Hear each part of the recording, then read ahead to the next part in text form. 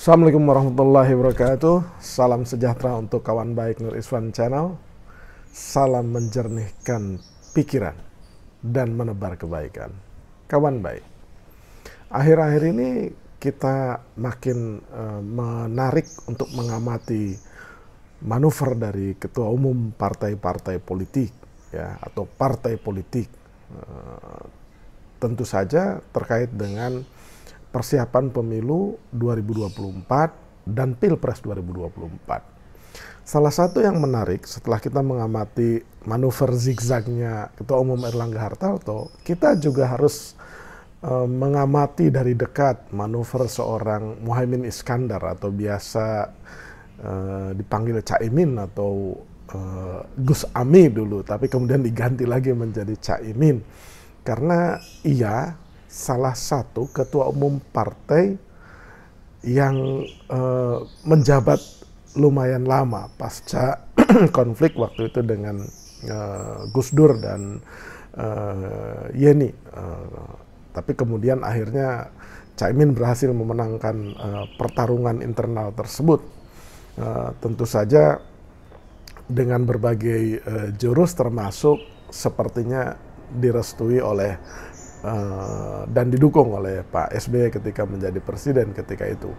Tetapi yang menjadi menarik bahwa Caimin menjadi salah satu kekuatan politik yang harus diperhitungkan meskipun dari sisi jumlah suara dan jumlah kursi dianggap sebagai partai menengah. Jadi PKB itu di tahun 2019 itu kalau tidak salah memperoleh suara sekitar 13 jutaan lebih, dan dari sisi perolehan kursi DPR-nya itu sekitar 58 ya atau 59 saya lupa, tapi berdasarkan data dari Data Box Indonesia itu 58 kursi. Dengan 13 jutaan pemilih itu sebenarnya Caimin sudah mengembalikan suara PKB ketika pemilu tahun di awal-awal reformasi di tahun 99. Jadi PKB kan seperti kawan baik semua ketahui ya, ini partai yang didirikan atau dibidani kelahirannya oleh pengurus besar Nahdlatul Ulama ketika itu Abdurrahman Wahid atau Gus Dur. Jadi sulit untuk memisahkan antara PKB dengan NU atau NU dengan PKB, walaupun NU sekarang itu sudah secara terang benderang menyatakan diri kembali ke khidah, artinya tidak ingin lagi ditarik-tarik ke pusaran politik atau dianggap mengistimewakan satu partai saja. Tapi kemudian Caimin membalas itu dengan membuat yang disebut sebagai gerakan Nahdliyin bersatu gitu. Jadi memang lumbung suara PKB itu ya kalangan Nahdliyin gitu. Jadi itu, dan Caimin tahu persis. Nah, salah satu pergerakan Caimin untuk merawat suara Nahdliyin itu ya menjaga hubungan baik dengan para kiai Nahdliyin. Bahkan menurut informasi yang saya dapat ya banyak gus-gus dan anak kiai di berbagai wilayah terutama di Jawa Timur dan Jawa Tengah itu dicalonkan menjadi calon legislatif oleh PKB. Ini salah satu jurus yang dilakukan oleh Caimin. Nah, kembali ke soal perolehan suara, PKB ini memang pernah melorot perolehan suaranya di tahun 2009 dan hanya memperoleh 28 kursi sebagai akibat dari konflik yang berkepanjangan itu. Kemudian di 2019 itu menjadi 58 kursi, dan tentu saja perolehan ini tertinggi karena di tahun 99 pada masa puncak keemasannya PKB itu suara kursinya itu hanya 51. Jadi orang boleh tidak suka sama Caimin, tapi fakta menunjukkan bahwa ia mampu mengembalikan suara PKB dan bahkan total kursi yang diperolehnya lebih tinggi dari tahun 99. Jadi wajar kalau ketika Caimin itu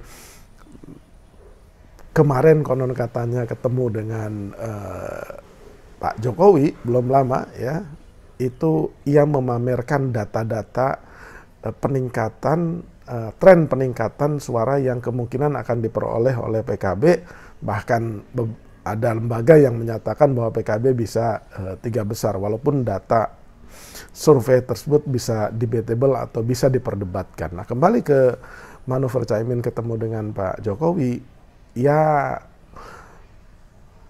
walaupun banyak dugaan bahwa itu adalah ruang komunikasi untuk saling mengupdate perkembangan terkini soal bangsa, soal pemilu 2024, tapi hampir dapat dipastikan kedua tokoh ini, Pak Jokowi dengan Caimin ini pasti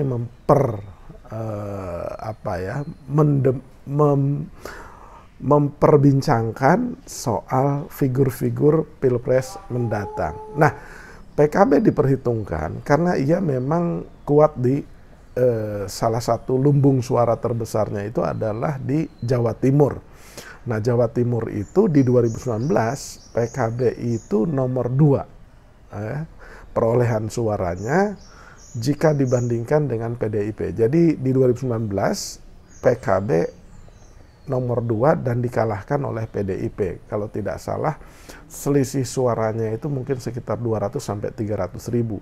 Jadi antara PDIP-nya 4,3, PKB-nya 4,1 atau berapa. Pokoknya hanya selisih beberapa ratus ribu saja.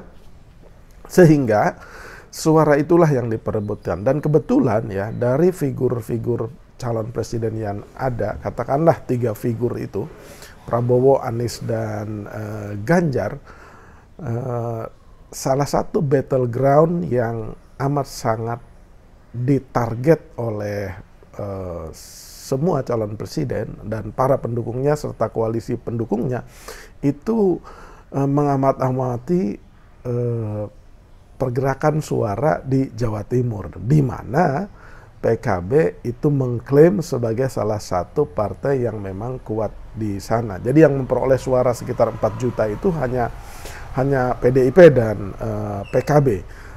Di luar itu seperti Nasdem, Gerindra, Golkar itu kisaran antara 1,5 juta sampai 2,5 juta saja suaranya. Nah, kembali ke manuver Caimin, makanya tidak heran Caimin terus-menerus berkunjung ke Jawa Timur ya. Ia tidak bosan-bosannya untuk merawat konstituen di Jawa Timur tersebut. Jadi ia amat sangat sadar bahwa salah satu pertaruhan besar PKB adalah di Jawa Timur. Kalau suara PKB di Jawa Timur drop ya, itu amat sangat mengganggu perolehan suara di tingkat nasional. Nah, itu yang pertama. Yang kedua, kenapa ia memperkuat basis Jawa Timur seperti saya katakan tadi, dengan lebih dari 30 juta pemilih dan pemilih pemulanya itu sekitar 2,6 atau 2,2 juta. Nah, ini battleground Jawa Timur ini amat sangat menarik ya. Makanya Caimin boleh mengklaim bahwa Jawa Timur itu ya PKB itu adalah satu powerhouse-nya. Jadi kekuatan utamanya PKB itu ya di Jawa Timur. Tak heran Gubernur Jawa Timur juga digadang-gadang oleh semua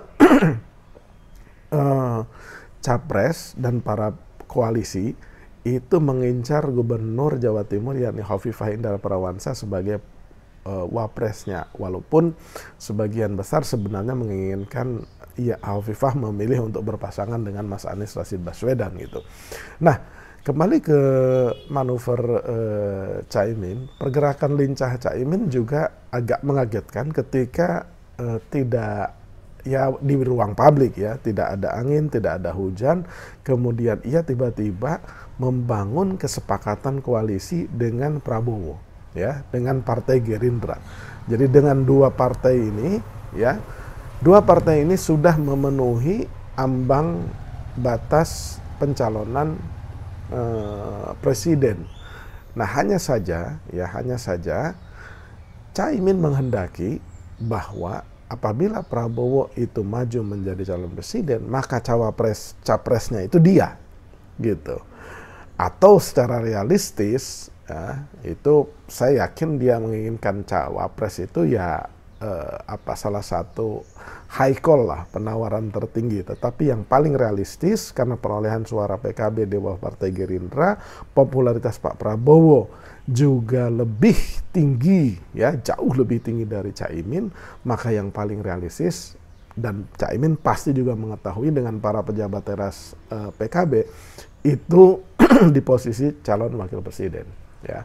Tetapi lagi-lagi ada dua manuver Prabowo ketika ia melakukan pertemuan dengan Hovifah, juga pertemuan di Kebumen di Pematang Sawah, ya atas perintah Jokowi, itu bersama Ganjar Pranowo, sehingga ada dugaan Pak Jokowi sedang berusaha memasangkan Ganjar Prabowo atau Prabowo Ganjar, maka Caimin amat sangat wajar dan dipahami serta dibenarkan, ya, di mata Nuliswan Channel ketika ia mengatakan bahwa apabila Ganjar Prabowo yang jadi, ya berarti koalisi bubar, katanya.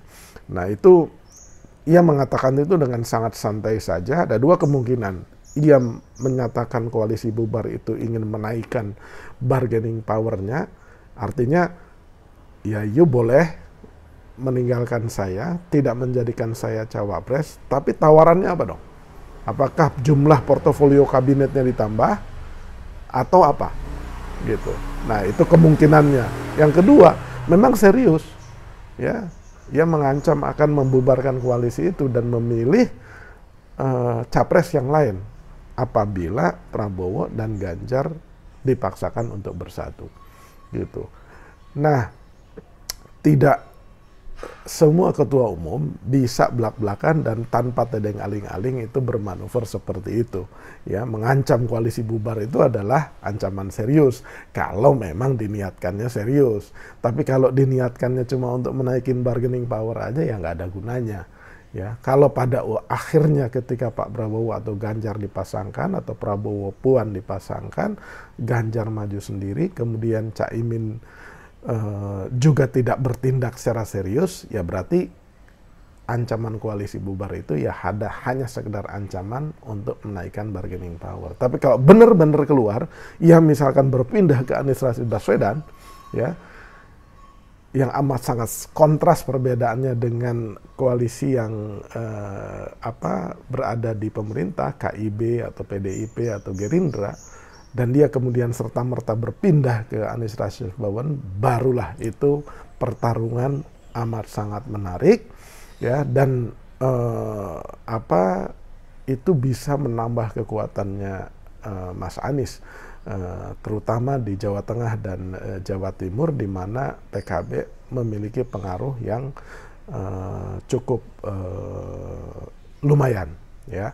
Jadi kita terus akan mengamati manuver-manuver Caimin ini. Yang pasti Caimin dan PKB dengan 58 kursi, ya, dan basis kekuatannya di Jawa Timur adalah partai dan sosok yang amat sangat dalam tanda petik seksi secara politik bagi semua kekuatan politik, bagi Jokowi, bagi Pak Luhut, bagi KIB, ya, bagi PDIP, bagi Prabowo, gitu, juga bagi koalisi perubahan untuk persatuan Mas Anies Rashid Baswedan.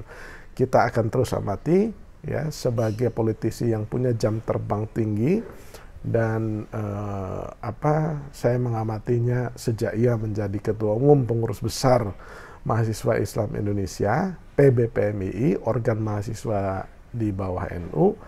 Nah, jadi pengalaman panjang di organisasi kepemudaan dan kemahasiswaan, juga pengalaman panjang di Partai Kebangkitan Bangsa, telah menempa sosok Caimin untuk mengatur langkah secara politik, melakukan kalkulasi politik dengan detail dan terukur. Demikian kawan baik, mudah-mudahan itu bisa membantu memahami manuvernya seorang Caimin. Jangan lupa subscribe, like, share, dan komen Nuliswan Channel. Terima kasih.